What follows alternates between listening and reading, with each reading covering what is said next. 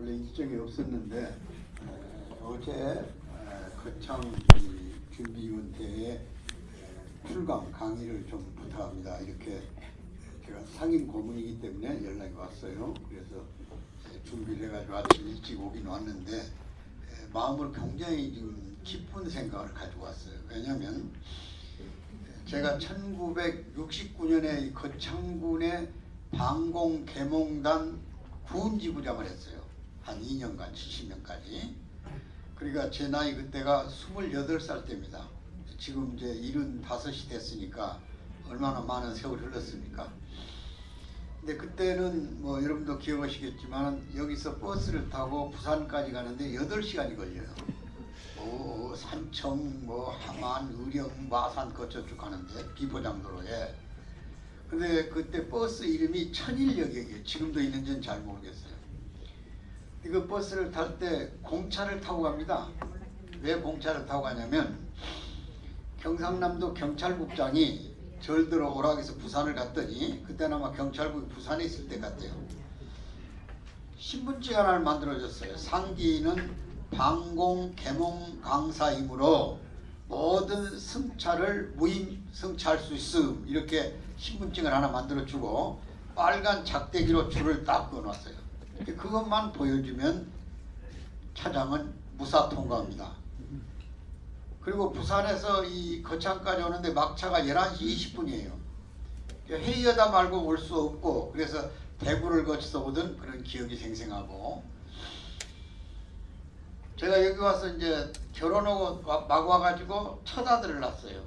우리 아들이 벌써 46인가 이렇게 된 것 같아요. 그리고 얼마나 많은 세월이 흘렀습니까? 그때 경찰서장이 목씨인데, 목서장님이라고, 이름은 잘 모르겠어요. 얼마나 저를 많이 활용했던지, 아까 남상면, 남하면, 고제면, 다 면 순회를 다 했어요. 그때 강연을 아주 열심히 했습니다. 하리라고 곳에 사무실이 있었어요. 하리. 상동인가요? 거기 기억이 좀 나는데. 그때 저희 집사람이 임신을 했는데 겨우 먹고 싶은 것이 많은데 제일 좋아하는 것이 바로 집 앞에 있는 큰 감나무에 감이 열렸는데, 감이 손가락만하게 이제 꽃 피고 지면은 열매를 맺잖아요. 그걸 엄청나게 막 그 대나무로 후둥겨 패가지고 떨어뜨려서 먹고 있더라고요. 그러면서 절대로 꼭 닭고기가 먹고 싶다 그래요. 근데 닭 한 마리 살 돈이 없어요. 그때는 맨손으로 나라를 위해서 개몽한다고 돌아다닐 때니까. 그래서 제 고향이 전라도 순창인데 마치 광주까지 가는 버스가 늘 있었어요. 대구서 이제 거창 거쳐 광주 가는 거. 그걸 타고 제가 바로 담양이라고 하는 거, 전라남북도 경계 우리 고향 금과면이라는 데가 있어요. 순창에. 거기 이제 내려서 집으로 한 4km 걸어가 가지고 이제 어머니한테 가서 닭 한 마리만 달라고 그랬어요. 그랬더니 닭 한 마리 값도 못 받는 왜 밖으로 돌아다니냐고 그러더라고요. 그래서 처지가 그렇게 됐으니 방법이 없다고. 그랬더니 그러면 버스가 내일 아침 일찍 차가 7시 있으니까 6시쯤 닭장에 가서 네가 필요한 한 마리를 가져가라고 하더라고. 그때 형님도 계시고 형수도 있고 그러니까 이제 눈치 보여가지고 2마리는 안 주더라고요. 한 마리만, 그것도 형님 일어나기 전에 조용히 잡아가지고 가라는 거예요. 그 닭장에다 손을 집어넣었더니 얼마나 이러면 요동을 치는지 그냥 막 형님 형수 다 깨버렸어요. 그래서 할 수 없이 사정을 하고 한 마리를 책보에다 묶어가지고 버스를 타고 거창까지 와서 그 다음날 일요일인데 닭죽을 쏘았어요. 닭죽을 쏘았는데 그 주변에 임신한 사람들이 어떻게 그 냄새를 맡았는지 대사람 몰려왔더라고요. 그런 기억이 아주 생생합니다. 그래서 오늘 여러분하고 좀 시국에 대한 얘기, 통일이 왜 급박한가, 그 얘기를 드리고 여러분 이해를 하시기 바랍니다. 우선 지난 1월 6일 북한에서 수소폭탄 실험을 했어요. 그걸 4차 핵실험이라고 그래요. 근데 정상적으로 수소폭탄 같으면 지진 강도가 한 7.8 내지 8이 땅이 요동을 쳐야 돼요. 그런데 6.1 정도, 아니 4.7 정도밖에 요동을 친 것 보니까 수소폭탄까지는 못 만들었고 수소폭탄 준단계 중열폭탄이라는 게 있어요. 수소중열폭탄. 중폭탄 그럽니다. 줄여서. 수소폭탄 전단계 폭탄을 실험한 것 같다. 그래서 모든 핵 가진 나라가 밟아가는 수순입니다. 핵을 실험해서 성공하면 10년 이내에 수소폭탄을 가질 수가 있어요. 그럼 수소폭탄은 위력이 얼마나 되는 거냐?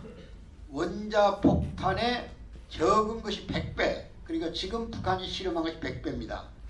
근데 정상적 수소폭탄이 되면 경우에 따라서는 1000배 더 폭발력을 갖게 가하면 3800배 위력을 가져요. 그럼 핵폭탄은 얼마나 무서운 거냐? 지구상에 핵폭탄을 떨어뜨려서 피해를 본 곳은 두 군데예요. 하나가 일본의 나가사키고 두 번째 것이 히로시마예요. 나가사키는 일본 남쪽에 있는 항구 도시입니다. 군항, 농촌 지역이고 바닷가니까. 그때 TNT 화력으로 15킬로톤급이 떨어졌어요. TNT 화력으로. 그때는 장거리 미사일 같은 이런 미사일이 없으니까 비행기로 싣고 가서 B-29가 수직으로 내려와 버린 거예요. 공중에서. 근데 나가사키의 인구 6만 7천 명이 직사했어요. 그리고 약 20년 동안에 16만 명이 죽어요. 그게 8월 6일입니다. 8월 8일 날 두 번째 폭탄이 떨어져요. 히로시마에. 그럼 나가사키에 떨어진 폭탄을 플루토늄 폭탄이라고 그러고, 플루토늄. 그리고 히로시마에 떨어진 폭탄을 우라늄 농축탄 그래요. 원자탄에는 두 가지 종류가 있어요. 이게 원자력 발전소 쓰고 남은 찌꺼기에서 재처리를 해가지고 플루토늄을 추출하잖아요. 그걸 가지고 만든 것을 플루토늄 폭탄. 그 다음에 원자력 발전소에서 가동하다가 전기 충격을 통해서 그 자리에서 응집시켜가지고 실험 안 하고도 쓰는 폭탄을 우라늄 농축탄 그럽니다. 우라늄이 원자탄 원료잖아요.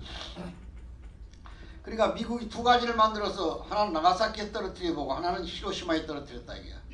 근데 위력은 똑같이 15킬로톤급쯤 돼요. 13킬로톤인데. 근데 히로시마에서는 한꺼번에 15만 3천 명이 죽어요.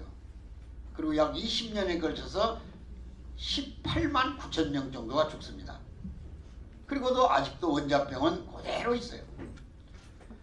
근데 만일 거기다가 100배 또는 1000배 이런 가공할 무기가 북한이 가지고 있다. 모든 걸 제껴놓고 전쟁은 끝난 겁니다. 김정일 하나 명령에 달려있어요. 저걸 어떻게 할 거냐 그런 얘기예요. 이름하여 비대칭 전략이라고 합니다.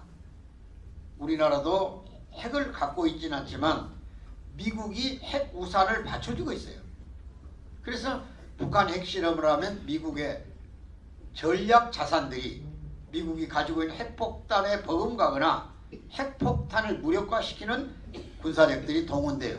그 대표적인 폭탄이 군사력이 하나는 B-52 전폭기, 핵탄두 12개까지를 적재할 수 있고 5,000km 상공에서 북한의 핵기지를 강타해버릴 수가 있어요. 그 다음 B-2 스텔스 전폭기가 있습니다. 그것은 문자 그대로 스텔스, 그러니까 레이더에 포착이 안 돼요. 그것도 태평양에서, 그러니까 한 5,000km 거리에서, 우리 남북한에는 뭐 정보해봤자 1,000km 미만이잖아요. 근데 평양 상공까지 안 오고도 북한을 공격할 수 있고, 평양 상공에서도 북한의 레이더가 잡을 수가 없어요. 그러니까 정확한 자리에 폭격을 할 수가 있어요. 이게 또 무서운 전폭기입니다. 소위 B-2기라고, 그건 미국이 가지고 있는 거예요. 그 다음에 세 번째 우리가 미국이 가지고 있는 무기 중에 F-22라는 전투기가 있어요. 우리나라는 지금 공군 주력기로서 F-15 또는 F-16을 가지고 있어요. 그것은 일반적인 전투기인데, 이 전투기 생명은 두 군데 있어요. 하나는 누가 먼저 적기를 발견하느냐. 그러니까 적의 전투기를 사전에 봐야만 공격을 가뇨. 그래서 전투기를 찾아내는 사정거리가 어느 쪽이 더 멀리 볼 수 있냐, 여기 생명이고, 두 번째는 공중의 급유, 휘발유를 이륙하지 않고 땅에 내려오지 않고 공중에서 휘발유를 받아서 또 전투를 하는 거예요. 전투기는 1시간 이상 전투를 못합니다. 연료가 소모되기 때문에. 그런데 이 F-22하고 이제 우리가 가지고 있는 F-16을 한번 비교해 보자 그런 얘기요. F-16은 공군 갔다 오신 분은 대충 알 거예요. 적기를 발견할 수 있는 거리가 117km예요. 117km 적진에 있는 전투기의 이동 상황을 파악하고 공격할 수가 있어요. 멀리는 138km까지 최고. 근데 미국만 보유하고 있는 F-22는 374km를 보는 겁니다. 그러니까 북한의 전투기들이 미국이든 뭐 수호이든 공항에서 자기 공군 활주로 있잖아요. 활주로에서 움직일 때 이미 뭘 목적으로 움직이고 있는가, 뜨고 있는가를 보고 만일 우리를 공격할 의사가 있는 폭탄을 실었다 될 때는 그 자리에서 공격을 해버려요. 뜨지를 못하게. 그러면 F-22 한 대가 F-15나 소련의 미그 21을 165대를 떨어뜨릴 수가 있는 한 대가. 이 비행기는 미국만 가지고 있어요. 그것이 지금 괌에 8대가 와 있어요. 2개 편대가. 그러니까 그런 전투력을 가진 미국의 전략 자산들이 북한을 위협해요. 까불지 마라. 네가 그 핵을 쓰는 한 또는 쓰겠다는 심중이 보이면 즉각 원거리에서 공격을 하겠다. 이번에 우리 국방 책임자들을 미국 캘리포니아에 불러놓고 미국이 그동안에 숨겨놓은 무기를 하나 보여줬어요. 그것이 이름하여 미니트맨 3라고 하는 무기입니다. 장거리 미사일인데 그것은 북한만을 공격하기 위해서 만드는 미사일이에요. 45대를 가지고 있어요. 미국이. 12,000km 지점에서 북한의 핵기지를 때리고 그래요. 12,000km. 미국 캘리포니아에서 평양을 때린다 그런 얘기예요. 정확하니 10cm 정도밖에 오차가 안 나요. 요걸 가지고 미국이 우리 한국을 안심시키는 거예요. 제발 그 북한 핵에 대해서 너무 겁먹지 마라. 우리가 뒤에서 우산도 잘 받치고 있지만은 우산 없이도 그냥 날아가는 무기가 여기 있다. 그래서 그 시험장에 가서 우리 고위급 대표들이 보고 왔어요. 얼마 전에. 그건 뭘 말하느냐? 우리나라 사람들이 핵을 독자적으로 만들자고 한다 그런 얘기야. 지금 우리 여당의 원내대표가 공개적으로 투선을 얘기했잖아요. 우리도 언제까지 우산을 계속 빌려 쓰겠냐고. 독자적으로 핵을 만들자. 그러니까 또 국민들이 그럴듯하게 받아들여요. 불안하니까. 그 다음에 두 번째 조금 양식 있는 사람들은 그래도 사드 배치를 하자. 이미 잘 알지만 사드라는 것은 고고도 미사일. 지금까지는 고도 방어 미사일이라는 게 있어요. 거기에 여러분들이 이름이 익숙한 소위 패트리어트 미사일이라는 겁니다. 우리 여기 오신 우리 어머니들 또 아저씨들 그 용어가 좀 어려우면 그냥 그런 말이 있는가 보다 그리 둬요. 그냥 어차피 잊어버리니까 그것은. 그래도 안 오신 것보다는 나은 거예요. 왜 우리가 콩나물을 키울 때 물을 주면 물은 바닥으로 쏟아지지만 콩나물은 크잖아요. 그러니까 기억은 못하지만 듣기만 하면서 고개만 끄덕거려도 되는 거예요. 그리고 이제 밖에 나가면 동네 분들이 물어볼 거 아니야. 오늘 어디 갔다 왔냐? 남북통일운동 국민위원 통일준비위원 유촉식에 가서 준비위원이 됐다. 이거 사인 했으니까 사인하고 가셔야 돼요. 이거 오셨으니까. 그러면 가서 무슨 교육을 받았냐 이렇게 물어볼 거 아니요. 그러면 이렇게 대답하는 거예요. 다 잊어버렸다고. 그럼 몰라 갔다 왔어 그럴 거 아니요. 그러면 얘기하는 거예요. 다음에는 당신도 가보라고. 그 말은 할 수 있잖아. 그 말은. 다 잊어버렸지만 당신도 가보라고 할 수는 있잖아요. 그것만 남기면 되는 거예요. 그러니까 걱정 하나도 안 해도 된다고 말이야. 그 다음에 우리는 91년 북한하고 기본합의를 할 때 한반도 비핵화에 서명을 했어요. 남북 간에. 그래서 우리나라에도 약 600개의 전술핵, 단거리 핵 이게 와 있었는데 미국이 그걸 걷어가 버렸다 그런 얘기야. 그러니까 핵을 만들진 않았더라도 단거리 미사일, 북한은 이미 그걸 약속을 어기고 독자적으로 핵을 개발해서 오늘 수소폭탄까지 왔고 우리는 맨손 쥐고 있으니 제발 그거라도 좀 갖다 놓으셔.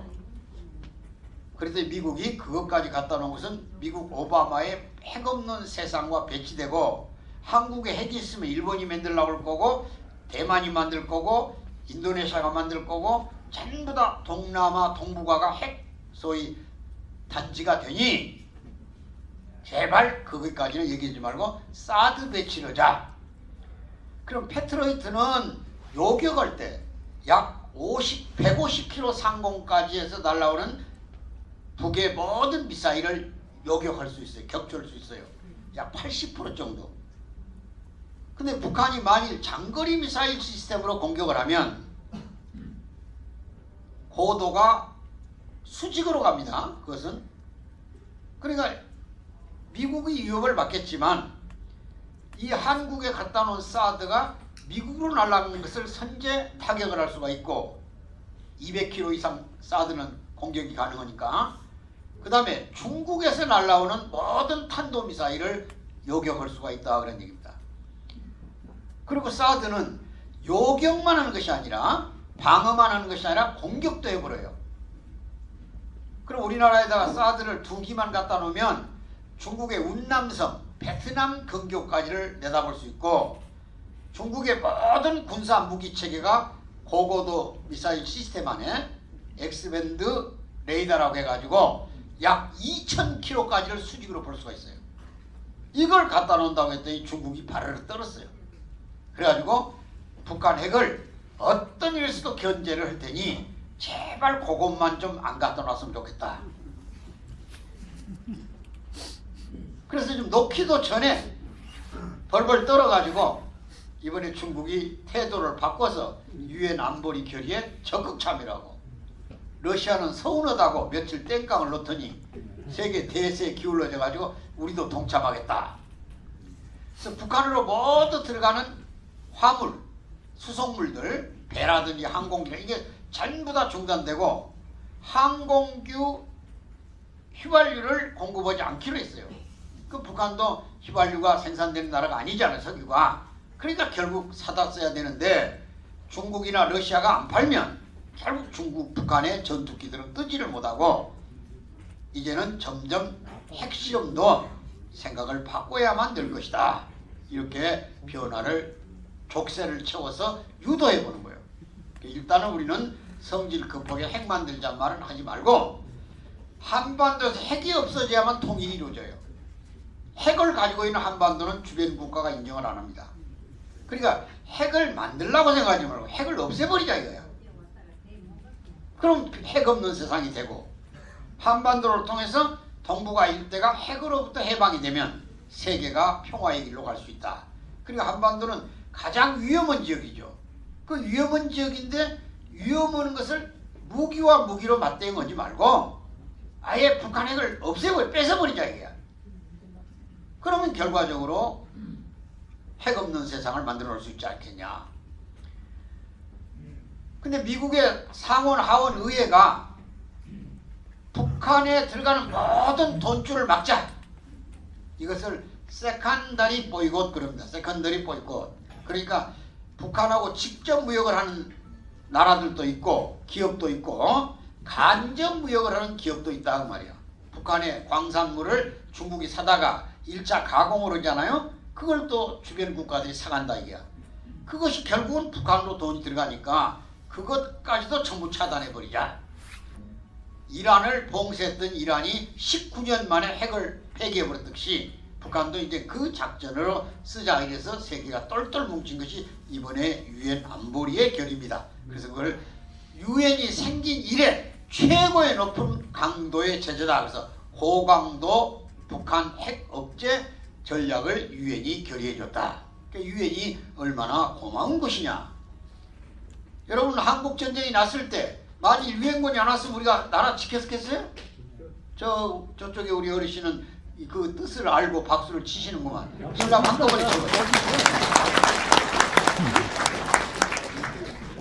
그러니까 얼마나 기가 막히게 유엔이 고맙습니다. 전 세계 한반도 위기를 알리면서 평화를 만들기 위해서 북한을 이제 조합해자. 지난번에 수소폭탄하고 장거리 미사일 실험한데 한국 돈으로 2조가 들어갔어. 2조어치를 중국 가서 옥수수를 사오면 북한 전체 2,500만 명에게 2년분 식량을 제공할 수 있는 거예요. 근데 북한은 지금 전체 인민 중에서 20% 정도에게만 배급이 나가고 나머지 80%는 네가 알아서 먹어라 이렇게 돼 있어요. 밥을 굶기는데 그런 짓을 한다 그런 얘기야. 저 얼마나 김정은이가 못된 놈이냐 그러니까. 저런 불안한 리더십을 가진 놈을 편안한 잠을 잘 수가 없어요 우리가.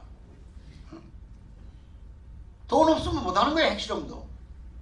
그동안에 우리 정부도 북한 핵을 만드는데 기여한 공로가 좀 있더라고요 보니까.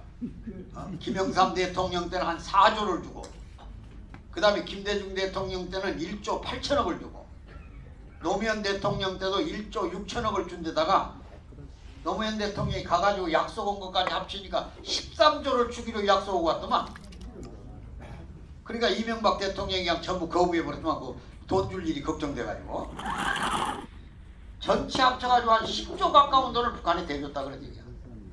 그럼 북한이 아까 핵실험비가 전체 30조쯤 들었어. 29조. 그러니까 사실은 그 중에 3분의 1을 우리가 내줬다 그런 얘기야. 물론 그것이 전체 손해는 아닙니다. 제가 생각할 때. 왜냐? 북한의 군사비에 쓰였더라도 비료, 쌀 이런 거 준 것들이 북한 인민의 마음속에 남조선이 훨씬 잘 살고 우리를 도와주고 신세가 지다 보니까 감정은 완화돼가지고 북한 사람들의 눈빛 속에 증오의 심이 없어졌어요. 적대 감정이. 말로는 막 떠들고 군부들이 막 소리 지르지만 내용으로 들어가면 남쪽 사람이 우리와 안 도와주는 거 하고 은근히 기다리고 있어요.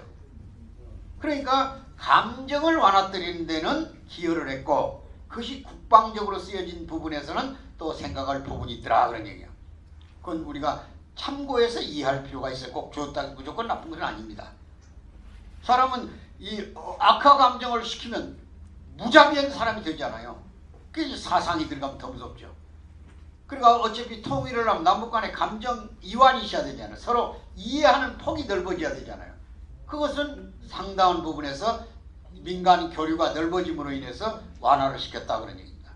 자, 그러면 시간이 없기 때문에 제가 아마 12시 전후에서 끝내야 되는데 벌써 50분이 다 51분이 됐네요. 자, 어떻게 하면 통일이 될까? 첫째, 통일은 시급합니다. 왜 시급하냐면 북한은 저렇게 군사적인 모험을 하는 이유가 두 가지예요. 하나는 미국하고 맞담배질하겠다는 거고 두 번째는 북한 인민들의 체제 결속. 김정은 권력이 정착을 못했어요 지금. 북한 사람들도 일반적으로 유교적 윤리가 강해요. 강한 덕목 자체가. 근데 왜 장남, 차남은 팽개치고 삼남인 김정은이가 권력을 가져야 되는가? 여기에 동의를 못해요. 지금 장남 김정남이는 마카오에 가서 중국이 보호하고 있잖아요. 북한이 못 들어오니까. 그 다음에 차남 김정철이는 정신 이상자로 몰려가지고 배회시켜가지고 연금시켜놨어요. 그런데 삼남이 자리를 잡았다. 이게 철없는 놈이. 그러니까 북한 보통 사람들은 왜 저런 짓을 하는가? 김정일이는 장남이에요. 장남. 그러니까 도덕적인 면에서나 윤리적 측면에서 흠이 없어요. 그리고 오랫동안 권력을 갖기 위한 기반을 닦았어요. 말단에서부터 시작해가지고. 그래서 북한의 김정일이는 모든 부분에서 후계자가 돼도 괜찮다. 이렇게 이해를 했다 이게. 우리 왕조 시대부터 윤리가 다 질서적으로 내려가는 것들이 있으니까. 근데 김정은이는 권력 전면에 나온 게 불과 2년. 갑자기 김정일이가 중풍 맞으면서 불안하니까 처음에는 집단지조 체제를 생각하다가 장성택 체제에 갑자기 바꿔가지고 김정일을 세웠다 그런 얘기야. 그러니까 군부라든지 정치라든지 이런 모든 부분에서 거부가 많아요. 근데 이걸 강제로 권력 안착을 하려니까 계속 긴장을 시켜야 되는 거예요. 이것이 군사적 모험주의로 나오는 거예요. 그러니까 바꿔 말하면 뭐가 같은 거냐면 여러분이 혹시 남의 동네로 갔더니 동네 똥개가 막 짖어요. 그 개보라고 물어보십시오. 왜 짖냐고. 그러면 개가 왜 짖느냐? 외부 사람이 왔으니까 짖는데 그 사람을 물어뜯으려고 짖는 게 아니에요. 자기한테 피해를 가할까 봐서 엄포를 놓고 있는 엄포를. 그러니까 개만 안 건들면 그냥 개는 조용해져요. 근데 괜히 겁이 나가지고 개한테 발길질하다 물어뜯기는 거예요. 그리고 혹시 이웃 동네 가서 개가 짖거든 가만히 있어보라는 거예요. 그러니까 북한은 사실상 핵을 왜 개발하느냐? 첫째는 미국하고 대등한 국가가 되겠다는 욕심이고 두 번째는 체제를 긴장시키기 위해서 계속적으로 하는 거예요. 그게 상식이 없는 짓을 한다 이게야. 이걸 우리는 뭐라고 표현하느냐? 평양 생각과 서울 생각은 항상 다르다 이렇게 하는 거예요.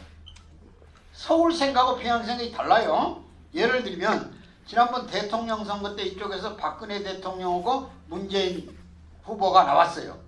그럼 우리 생각으로는 평양에서는 문재인 후보가 당선되기를 바랐을 것이다. 이런 생각을 하고 있잖아요. 그런데 평양은 그것은 뒷전에 가 있어요. 첫째가 인민들이 체제 결속을 위해서 긴장을 계속 고조시키고 같은 값이면 문재인 후보가 됐으면 좋겠다지 우리 생각처럼 평양이 그런 생각을 갖고 있는 게 아니라 그런 얘기예요. 이걸 여러분들이 이해를 하셔야 돼요. 아직도 못 알아들은 분이 많으면 박수를 한번 쳐보세요. 무슨 얘기냐면 만일 평양이 문재인 후보를 당선시키려면 절대로 핵실험을 미사일 발사를 안 해야 되는 거예요. 그럼 세상이 조용해지면 우리 생각이 넓어져가지고 이런 사람도 뽑아서 남북통일로 가는 게 좋겠다 이렇게 생각하지만 저쪽에서 긴장을 계속 고조시키면 여기에 보수 집단이 결속해버려요. 50대 이상이. 그러니까 지난번 대통령 선거는 50대 이상에 일어난 반란이에요. 5시에서 6시에 투표 마감 1시간 놓고 50대 이상의 투표율이 18.7%예요.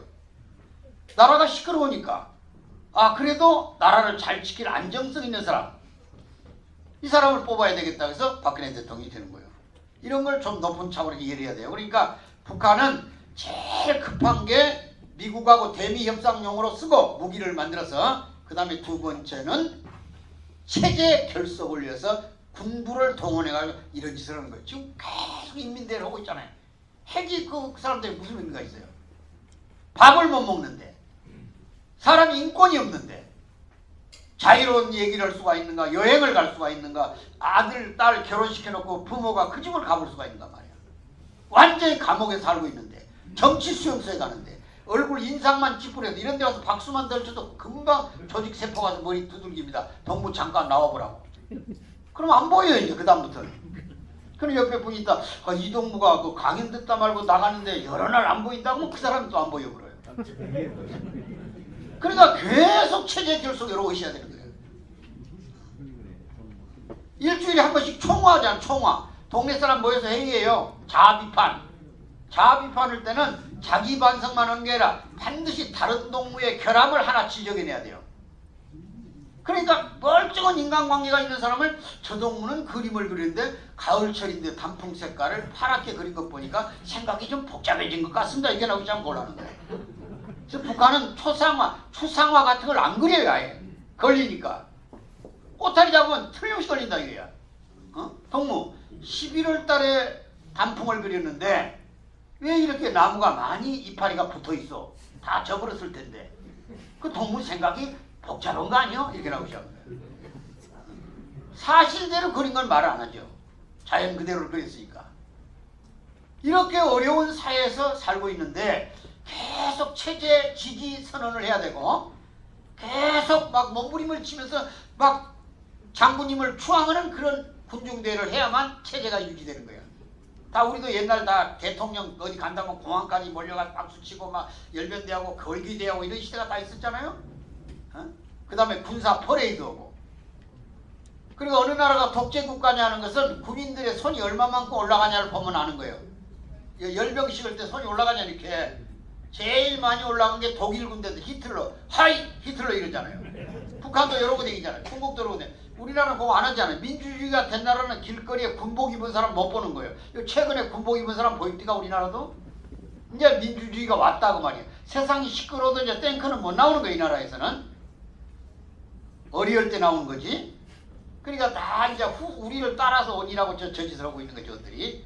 그러니까 너무 겁은 내지 말지만 그래도 성질 고약한 놈이 죽기 아니면 까무러친다고 마지막에 이태로워지면 어차피 핵폭탄을 쓸 위험도 있다 그런 얘기야. 그럼과 동시에 어떤 일이 벌어질까요? 북한에서 체제 붕괴가 옵니다. 체제 붕괴. 왜냐? 인민들이 멍충입니까? 다 알아요. 왜 배급은 안 주면서 미사일 실험하고 핵 실험하냐 이게. 이 북쪽 사람들이 남쪽 사람보다 훨씬 똑똑합니다. 제가 볼 때는. 성질도 고약하고 참아서 그렇지. 근데 이게 이제 떨쳐나올 가능성이 생겼다 그런 얘기야. 왜냐? 첫째, 남쪽의 모든 정보가 북에 들어갑니다. 지금 북한의 젊은 시국 K-팝 모르는 사람 없어요. 걸그룹들 노래 잘 부른다. 중얼중얼한 거. 나는 그 햄내도 못 내요. 뭐 사랑했다, 그만뒀다, 애기 낳았다, 태어났다 뭐 이런 거 하는 거 있어요. 그거 북한 애들이 잘해요. 그러니까 우리 스피커 들으면 그냥 군인들이 엉덩이를 막 쭉쭉쭉 하는 거야. 그러니까 못 듣게 하는 거예요. 그 다음에 모든 경제는 장마당에서 이루어져요. 장에 가야 돈을 만져요. 뭘 갖다 팔든 교환하든 간에. 그래서 이미 통제가 배급 체제에서 장마당 체제로 바뀌어버렸어요. 북한의 공식 시장은 380개인데 실제 암시장까지 합치면 5,000개가 있어요. 5,000개. 동네 모인 앞에는 반드시 장이 서요. 그 뭘 갖다 팔까? 자기 텃밭에서 기른 채소라든지 집안에 가게 대대로 되는 골동품이라 이런 걸 가지고 중국 사람은 거래하고 식량 팔아담고 이런 짓을 해요. 심지어 훈장까지 팔아먹어요. 김일성 배지까지. 그러니까 이제 사람들의 마음은 전부가 다 권력으로부터 떠나버렸다 그런 얘기야. 그럼 어떻게 할 건가? 지금 북한에서 많은 우리 드라마가 이쪽에서 녹화해가지고 우리 방영도 하는데 북한 사람이 봅니다. 먼저. 우리 녹화하는 거 보잖아요. 북한은 녹화 끝나기 바쁘게 그 CD나 또는 USB를 담아가지고 그걸 가져가요. 북으로. 중국 가서 바꿔가지고 북한 채널에 맞게끔 팔아먹어요. 아주 그냥 그 전국에 밀망이 다 밀세망이 다 있어요. 북한 땅에. 그래서 우리 드라마, 노래 전부 다 들어가 있습니다. 드라마 중에서 북한 사람이 제일 많이 본 드라마는 정도전입니다. 정도전. 그 정도전이 무슨 사랑의 드라마가 아니잖아요. 그건 민본이 시대. 권력이 왕에 독점되는 것을 백성이나 재상들에게 논하해야 된다는 것이 정도전이란 드라마에 나오는 핵심이에요. 정도전이란 그때 당시에 그 실학자가 그런 경전을 만들었잖아요. 정치 철학을. 그걸 북한 사람이 보고 미치는 거야. 왜 우리는 혈통 밑에 있어야 되냐 이게. 왜 김정은 권력은 김일성으로부터 대대로 내려가면서 인민은 도외시해버리고 저는 최고급 호화 사치품 쓰고 한 2만 명 정도는 그냥 최고급 아파트에다가 자동차에다가 고급 시계에다가 양주 한 잔에 700만 원짜리 마시고 있어요. 놈들이. 김정은이는 별장만 32개야. 다 손목에 차고 다니는 게 최고의 2억 5천만 원짜리 시계 차고 다니는 게 부부간에 이슬 쪼고.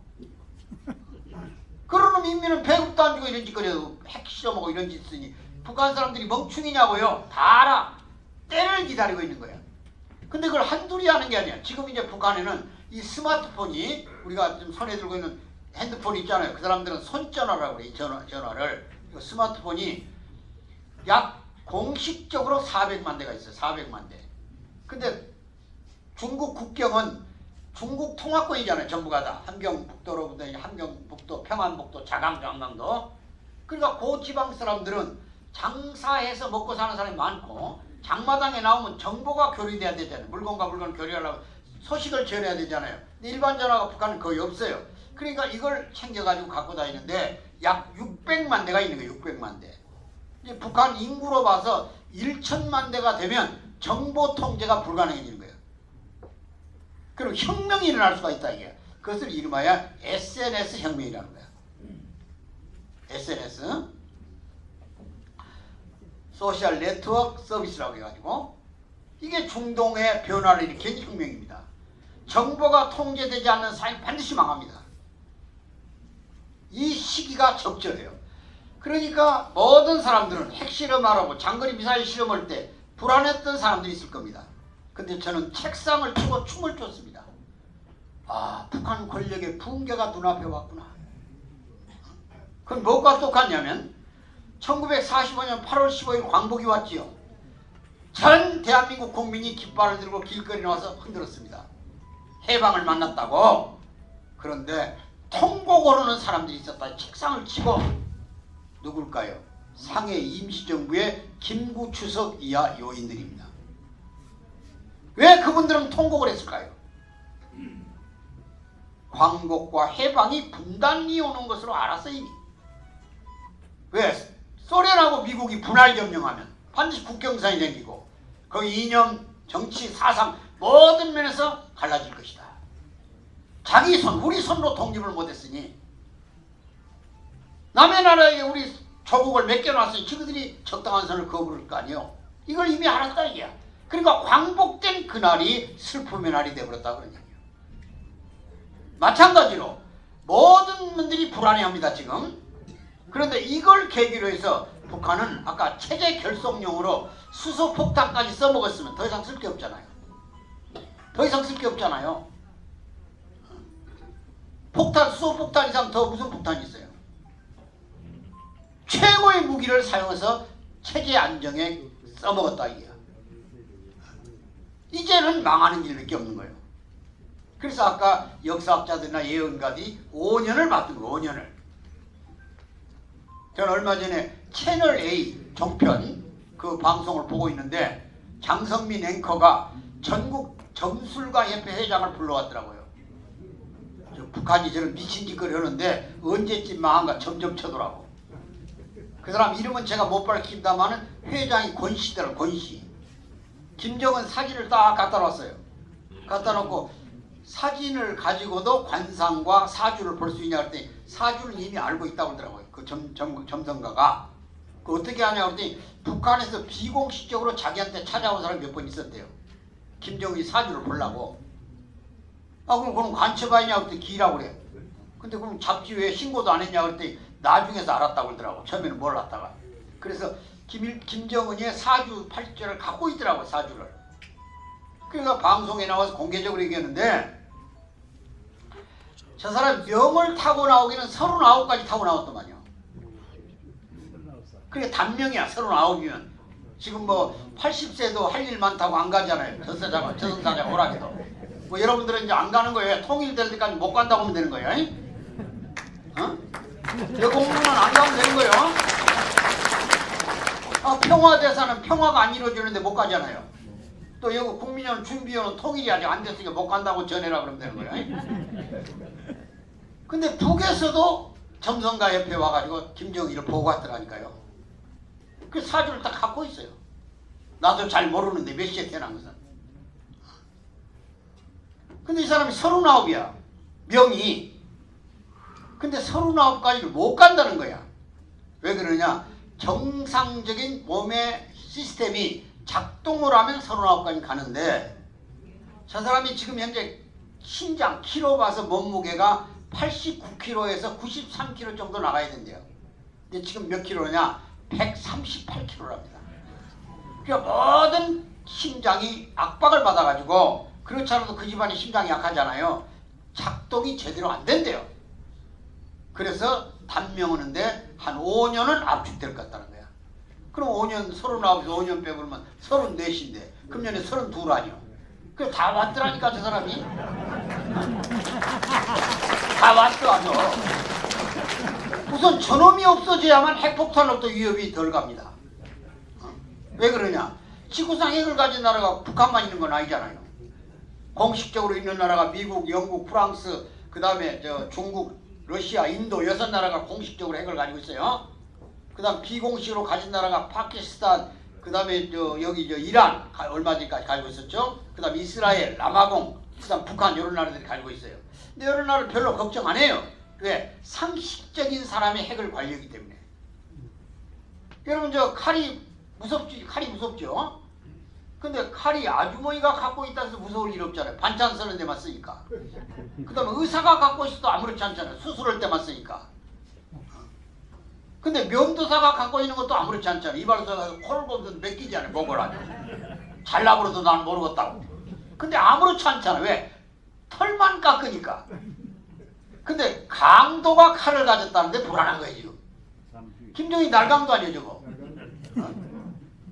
그러니까 저게 기분 내키면 나 죽는데 왜 세상을 남겨놓냐고 해서 결판 내면 어떻게 하거든요. 어차피 재앙이 떨어지면 수습이 안 돼요. 미국 중국이 전쟁을 일으켜요.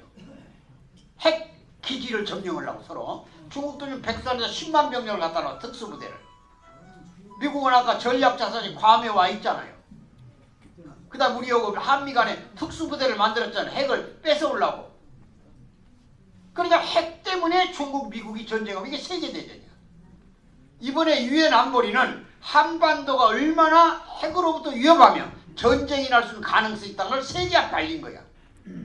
그래서 북한을 이제부터는 핵을 도와주면 대화를 통해서 내놓게 해보려고 했는데 안 들어.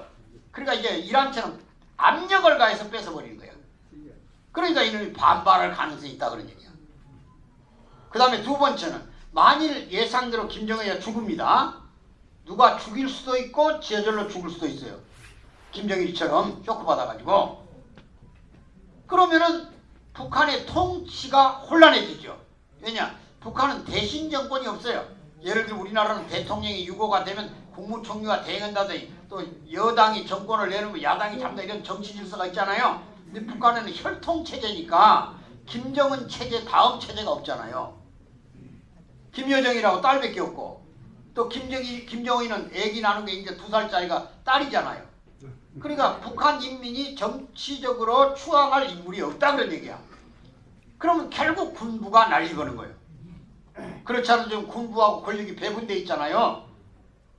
그럼 군부가 난리 거는데 이 군부가 난리 벤단 말은 바로 자기가 가지고 있는 관구를 중상고 지역에 민족 내전이 일어난다 그런 얘기야.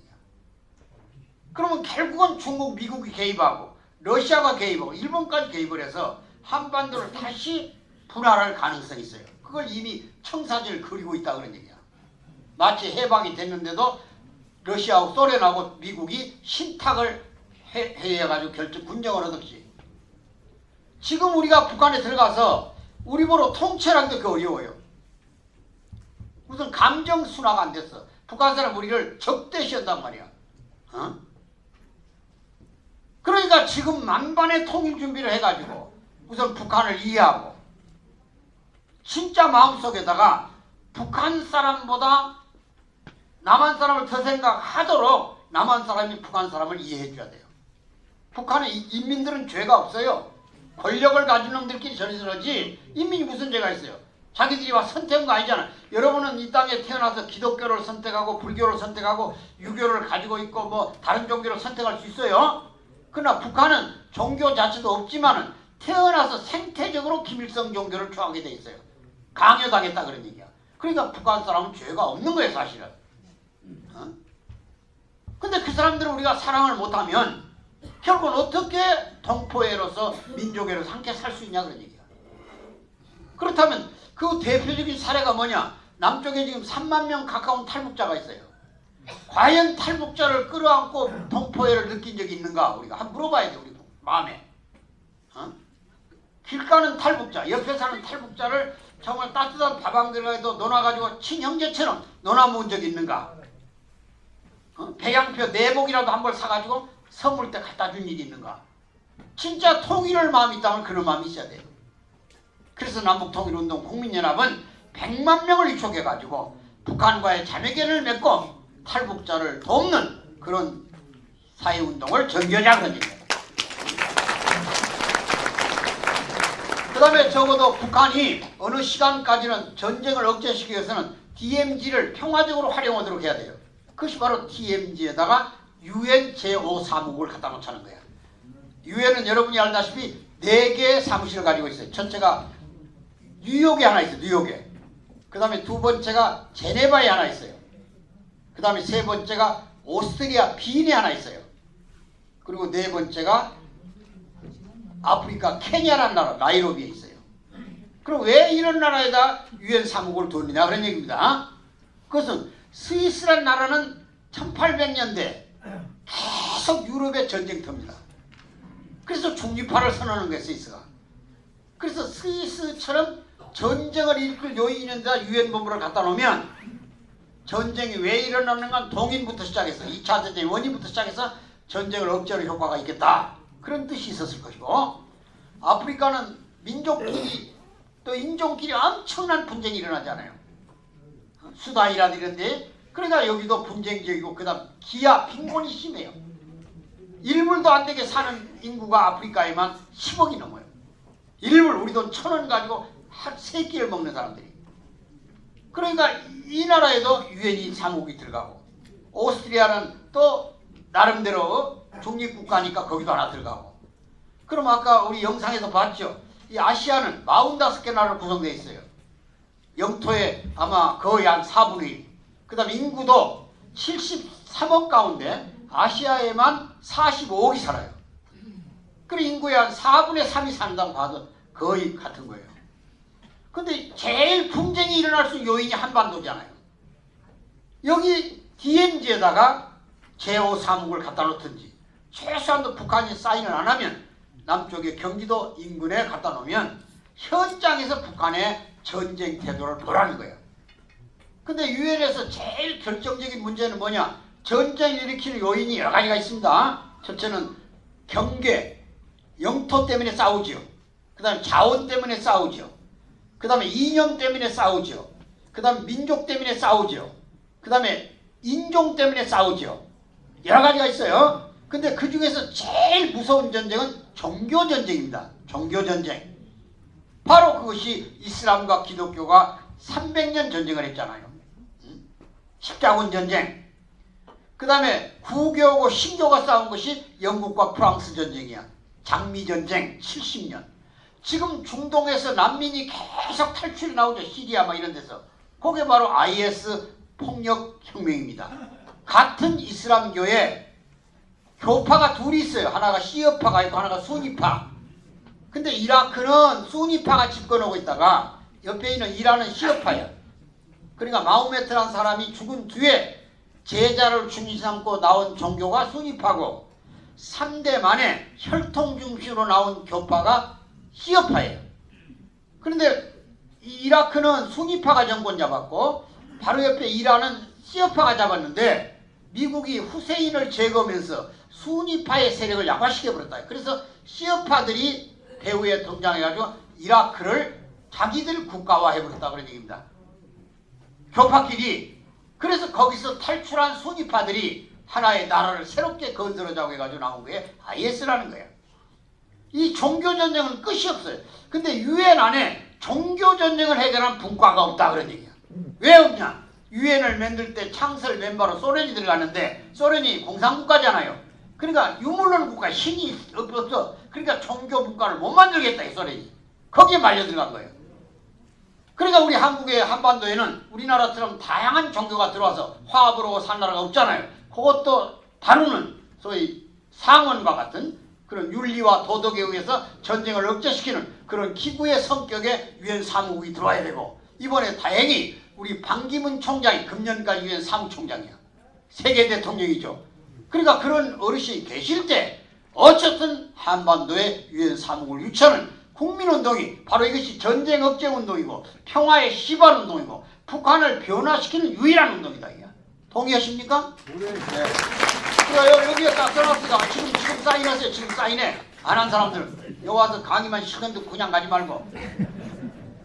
더군다나 보니까 점심까지 줄 모양인데 뭐 어차피 이제 마무리 지어야 되겠어요. 자, 그래서 이 한반도는 지금 위기가 혹이에요. 위기가 혹이. 바로 북한이 최악질적인 짓거리를 함으로써 세계 평화의 문제를 거론하게 됐고, 세계가 한반도 전쟁이 세계대전이 되겠다. 그래서 여기다 유엔 사무국 갖다 놓고 전쟁 억제에 대한 노력을 할 겁니다. 그 길을 열어서 궁극적으로는 평화통일로 가야 돼요. 평화통일을 뭐로 하느냐? 선거로 하는 겁니다. 선거로. 독일도 선거 있잖아요. 그러니까 선거로 평화통일을 하면, 지금 여러분 이제 가슴에다 손을 얹어놓고 한번 생각해 보세요. 과연 남북한 총선거에서 누가 이길 것 같은가? 아마 대부분 사람들은 인구는 남쪽이 2배입니다. 지역은 북한이 넓습니다. 행정구역은 우리보다 더 많아요. 그러면 저쪽은 선거구를 행정구역 단위로 하자고 할 겁니다. 지역별 대표. 남쪽은 인구 비례로 하자고 할 겁니다. 그래서 내가 이번에 국회에다 욕을 한 거야. 이번 선거구를 지역대표로 하는 거야. 지역대표로. 우리도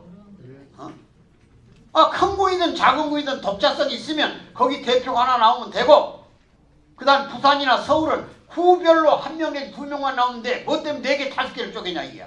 동네가 확히 보이는데. 광진구에 갑을 하면 됐지. 병정, 무까지 몰라 만들어. 이 농촌은 거창군이든 합천군이든 산청군이든 인구는 적든만 지역 특성이 있어. 그 대표가 나와야지. 만일 선거구를 5개씩 묶어놓으면 인구가 적은 지역에서는 정치인이 안 나와버린다 이거야. 나와봤자 당선이 안 되니까. 그럼 정치가 없어져 버려. 무슨 놈의 지역대 비례대표가 필요하다고 돈 많이 낸 사람 뽑아주는 거.